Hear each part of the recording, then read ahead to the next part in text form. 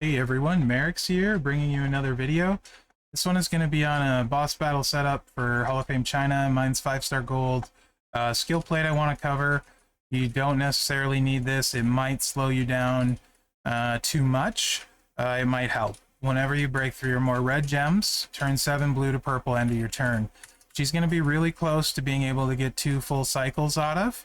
This might mess that up. However, it might give you the purple match. So 6 of this, half a dozen of the other guys. Maybe helpful, maybe not. You will want Fury 2. Mine doesn't have that right now. I haven't switched my metals up. I have a lot of metal farming to do before tomorrow's boss battle. But you would want Fury 2. Entourage. I do not have Acrobat Steamboat. You would want Acrobat Steamboat 100% here. Also, here's some people saying they think the finisher with the black trap moves would be good. Keep in mind, with a drip plate too, keep in mind your drip plate will not land on any trap gems. Trap gems are the buff.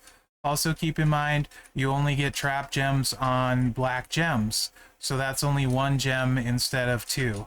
So you're going to have more traps on the board with the reds than with the blacks, and the drip plate isn't going to do a lot for you. You also have a choose, which is going to take a lot of time. Chooses in boss battle are rough. So that's why I don't particularly care for the finisher. Even though the finisher will be buffed, I think it's not going to be worth the time. I feel like this with the trap move is the better way to go, especially if you have Acrobat Steamboat.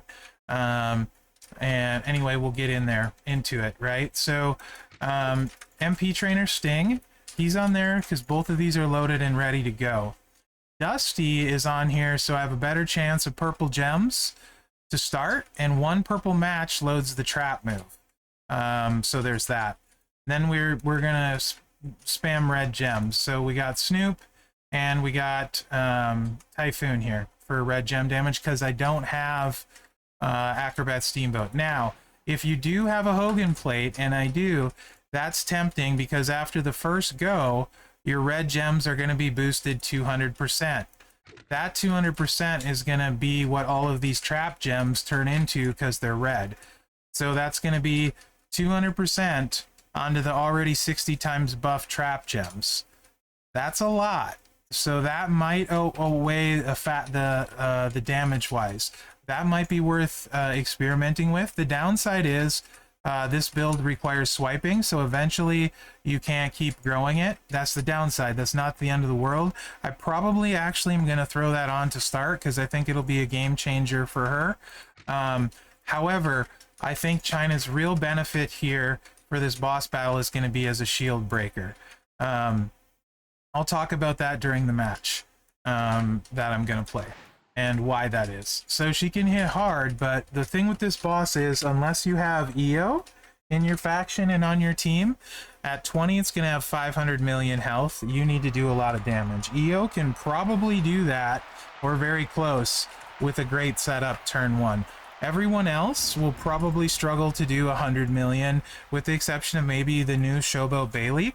I don't know. I am not even close to having her recruited. Most people haven't looked into it. So there's that. This is really simple. You just throw your traps out. Now that being said, there are a few that can maybe push 100 million. So that's 1/5 of the boss's life on turn 1. That's a decent chunk if you can get there.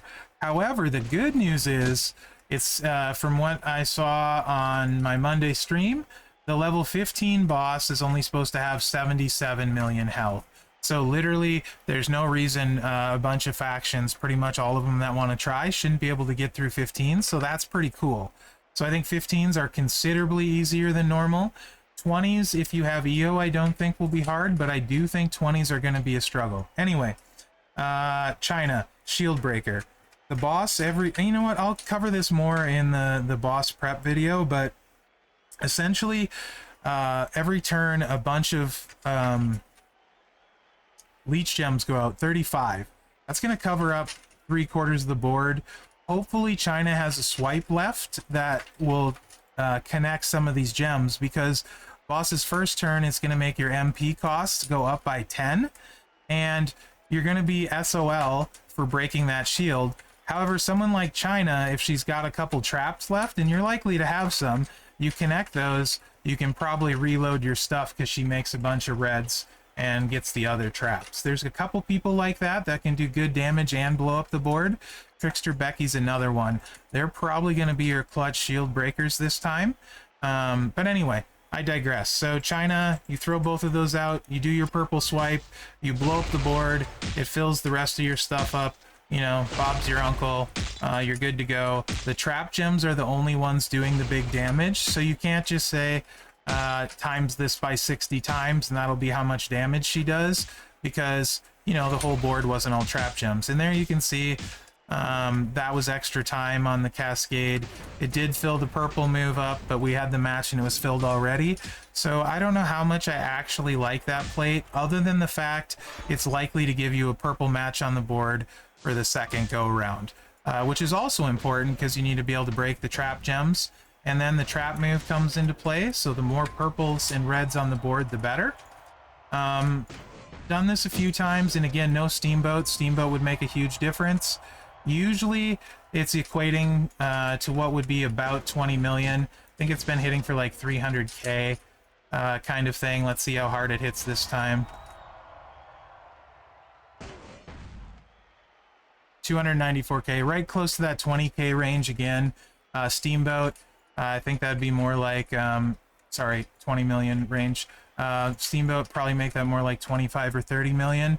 So I really think Chyna's benefit at a high level is going to be shield breaking, because look how many gems you're breaking when you do this. I mean, you're breaking a bunch of them, and that's where her real benefit is going to pay dividends. She's doing some damage, but she's also doing great with that shield. And you're going to need some shield breakers, and she has cheap moves. So much easier to load at 5 MP and that stuff. Yep, the trap move gets the buff too. Correct, Tisk. That is correct. So, yeah. So that's Hall of Fame Chyna. I think if you don't cascade for a long time, you can get the 2 reds in the swipe, and then the 2 reds in the trap move and the swipe set up fairly well. Also keep in mind, though, that you do want traps on the board if your team isn't turn one-ing, for a chance to have a swipe to load your moves again. So at the end of the bosses of your first turn, make sure you have your traps, all of them, on the board, so you have a chance to break it, unless you're of course super close to defeating the boss, because you want to get that shield down ASAP, because you're basically going to have 2 turns to get the shield down.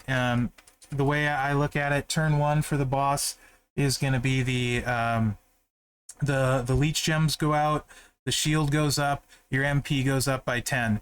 It looks like the MP only lasts 1 turn, and then you have, so like if you can get that shield down on that first turn of the bosses, so your second turn, then on your third turn your MP goes back down, your hitters can hit again, and hopefully the shield is down. So basically you have 2 full turns to beat the boss before your health starts to become a problem. So anyway, that's the Hall of Fame Chyna build. Hopefully you find that helpful. I got a migraine today, so gutting through it, and hopefully this all makes sense. Let me know what you think in the comments. Remember to like, subscribe, and share, as that really helps me out. Other than that, guys, thanks for watching, and good luck out there.